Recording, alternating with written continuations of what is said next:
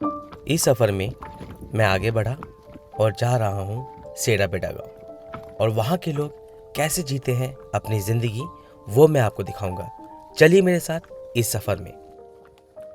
यहाँ पे हम आए और उसके बाद यहाँ के मैं आपको मार्केट भी दिखा रहा हूँ। अगर किसी को चाय वाय पीनी हो या चाय समोसे खाने हो, क्योंकि इतनी सुविधा तो है नहीं, लेकिन तब भी जितना हो पाता है वो उतना कर लेते हैं। और यहाँ पे बन रही है चाय, पकौड़ी और समोसे हैं, मिर्ची के पकोड़े हैं, जलेबी है। पीछे आप देख सकते हो यहाँ पर सब लोग बैठे हुए हैं, जो लोग चाय पी रहे हैं, बातचीत कर रहे हैं। तो आइए हम भी चलते हैं, हम भी ज़रा समोसा खाते हैं, चाय पीते हैं और उसके बाद फिर आगे बढ़ते हैं। मैं दुकान के अंदर गया और देखा सब लोग बैठकर चाय का लुत्फ़ उठा रहे थे, तो मैं भी जाके बैठा और मैंने मंगवाए गर्मा गर्म समोसे, और बैठकर सुकून से मैंने वो समोसे खाए और इतने स्वादिष्ट थे कि मैं आपको क्या बताऊं। और समोसा खाने के बाद मैं आगे बढ़ चुका गांव की ओर, जहां थारू आदिवासी कैसे अपनी ज़िंदगी को जीते हैं वो मैं आपको दिखाऊंगा।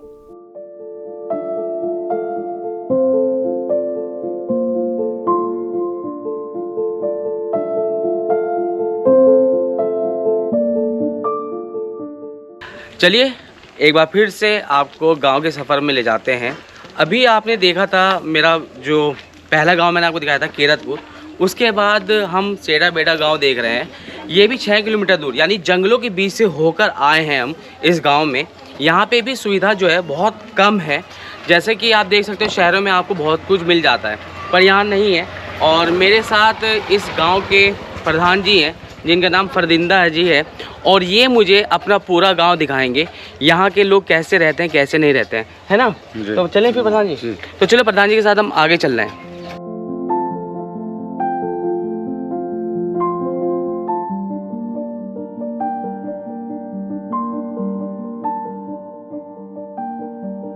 तो हमारे साथ विश्राम जी हैं, तो हम विश्राम जी के घर पर आ गए। और यहाँ पे सब लोग अगर आप देखो तो सब लोग अपने काम में लगे हुए हैं।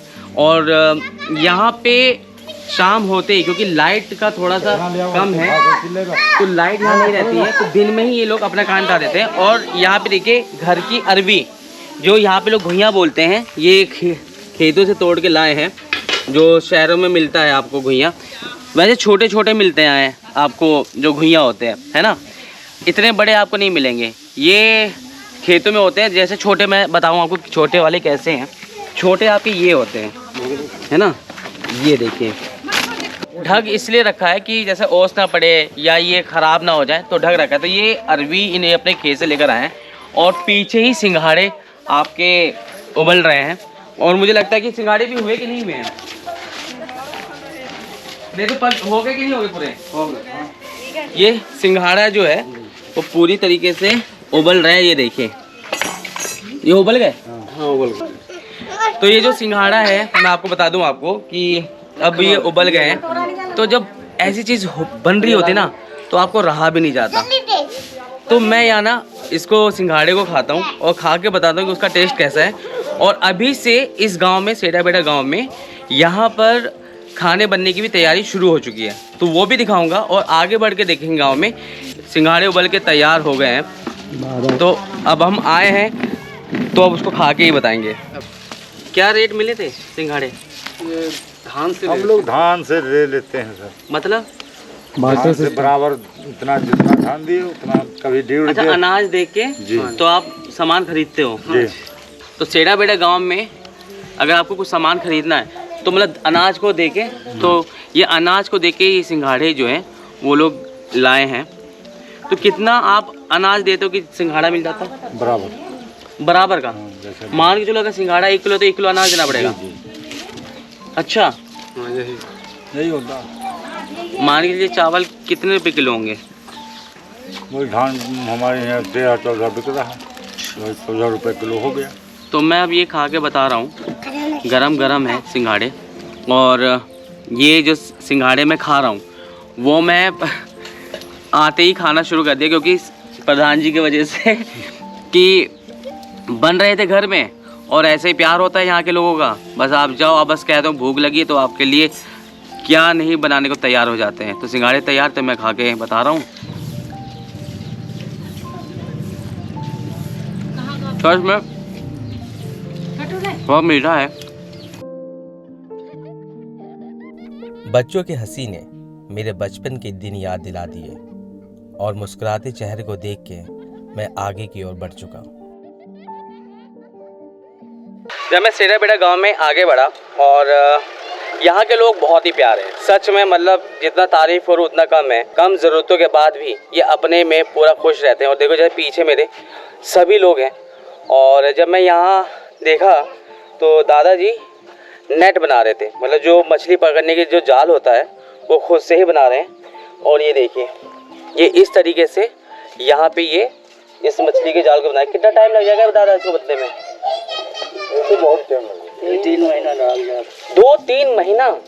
आपका 8-9 फीट का ये जाल जो है वो आपका 2 महीने में बनता है। तो जो आप लोग मछली के जाल से मछली को पकड़ते हो ना, तो वो ऐसे बनता है आपका। और अब चलते हैं आगे और देखते हैं कि और क्या चीज़ है। इस सेठा बेटा गांव में धीरे धीरे आगे बढ़ रहा हूँ और प्रधान जी के साथ हूँ। तो मैंने देखा कि सब लोग जैसे पीछे भी काम कर रहे हैं। और ये देखिए यहाँ पे हल्दी की खेती हो रखी है। और इसको भी कितना टाइम लगेगा भी तैयार होने में? वही जनवरी फरवरी मार्च में खुदेगी। मार्च में खुदेगी। तो इतने हर घर के आगे ना लोगों के पास जो जगह है उसमें वो लोग खेती कर रहे हैं। जो ज़रूरत की चीज़ें हैं वो यहाँ पे कर लेते हैं। यहाँ पे सब लोग अपने काम में, शाम का वक्त हो चुका है और अपने काम में व्यस्त हैं। और कोई सब्ज़ी काट रहा है तो कोई सूट सिल रहे हैं। तो अब मैं जब बढ़ा तो मुझे प्रधान जी ने बताया कि लकड़ी का जो एक घर टाइप का बनाया गया है वो सार है ना? सार बोलते हैं, हाँ। और इसमें से भूसा वूसा रखा जाता है। तो ये पीछे जो आप देख रहे हो ये वो बना हुआ सार है। और इस सार में जानवरों के लिए भूसा या घर का जो भी सामान है उसको यहाँ पे वो रखते हैं। तो ऐसे लकड़ी के ये बनाए जाते हैं सार। और चलिए अब आगे चलते हैं और सेठा बेटा गाँव को और अच्छे करीब से देखते हैं।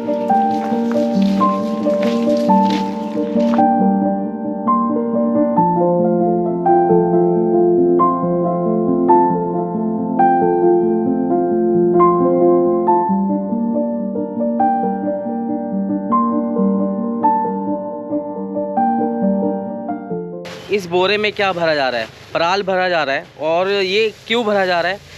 कहते हैं ना कि जो इंडिया है और इंडिया में जुगाड़ चलता है, तो ये इस वक्त यहाँ पे हमें दिखा रहे हैं कि बैठने के लिए जैसे ये बोरा है और इस बोरे में ये पराल भर के इसको सील देके जिसमें हम बैठ सकते हैं। सोचिए कि बैठने के लिए भी कोई आपको ख़रीदने की ज़रूरत नहीं है, ये सब जुगाड़ आपको यहीं मिल जाते हैं। तो ऐसे ही ये यहाँ पे इसको बना रही है। जुगनिया जी ने हमारे लिए बैठने का एक जुगाड़ जो है वो बना दिया था और ये पूरी तरीके से ये तैयार हो चुका है। अब इस पे क्या कर सकते हैं ना, इस पे इसको रख के आप ऐसे आराम से बैठो, है ना। ये देखिए जैसे मैं बैठ गया हूँ और मुश्किल से 5 मिनट भी नहीं लगे होंगे इसको बनने में। तो ये गांव के कहते हैं टैलेंट है कि कोई भी चीज़ को ये ख़राब होने नहीं देते, कहीं ना कहीं कोई भी चीज़ को ये यूज़ में ला देते हैं। तो जुगनिया जी को हम इस चीज़ के लिए शुक्रिया करेंगे। और प्रधान जी के साथ अभी हम निकलते हैं आगे और मुझे लगता है कि जो खाना है वो आज हम यहीं खा के जाएंगे। तो प्रधान जी चलें? तो चलिए प्रधान जी के साथ चलते हैं आगे। मैं पहुंचा जगत राम जी के घर, जहां मुझे पूरे परिवार ने आमंत्रित किया। और अभी तक का सफ़र आपको कैसा लगा कमेंट करके ज़रूर बताइएगा। आगे का सफ़र आपके साथ जारी रहेगा। तब तक आप लोग खुश रहें, मस्त रहें।